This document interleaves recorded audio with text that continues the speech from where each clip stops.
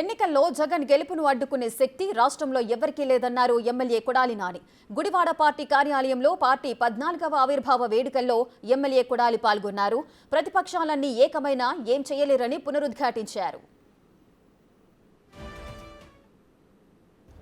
పక్కన తెలంగాణలో ఉన్నారు, అక్కడ 5,000 ఎత్తే ఇక్కడ కూడా అబ్బా బాగా చెప్పింది షర్మిలమ్మ అనుకుంటారు. కాబట్టి పక్కన తెలంగాణలో 5,000 ఇస్తున్నారా, 3,000 ఇస్తున్నారా? 3,000 అక్కడ ఇస్తున్నారు. కర్ణాటకలో ఎంత ఇస్తున్నారు? 2,000 ఇస్తున్నారు. ఆంధ్రప్రదేశ్లో గెలవకు ఒక సీటు కూడా డిపాజిట్లు రానటువంటి డిస్పోజల్ కాంగ్రెస్ పార్టీ 5,000 ఇస్తుందంటే జనం ఏమన్నా ఎర్రి పప్పలా? ముందు తెలంగాణలో ఇప్పించమండి 5,000, ఈ పక్కన కర్ణాటకలో ఇప్పించమండి 5,000.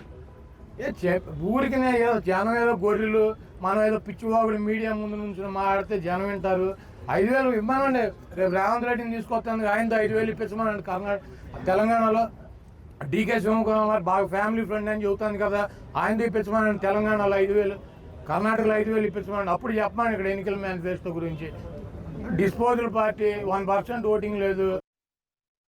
బీజేపీకి పవన్ కళ్యాణ్ జనసేనకి సిగ్గు లేకుండా 21 సీట్లకు వచ్చాడు. మళ్ళీ వాళ్ళు అడిగారంటే ఈయన ఇచ్చాడు. ఈయన ఏమన్నా త్యాగరాజా?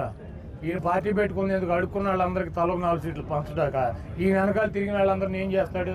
కాబట్టి జనసేన వర్గాలు కానీ ఆ జనసేన ఓట్ బ్యాంక్ కానీ తీవ్ర అసంతృప్తి ఉంది. ఆ ఓటు తెలుగుదేశానికి ట్రాన్స్ఫర్ అయ్యేటువంటి పరిస్థితి లేదు.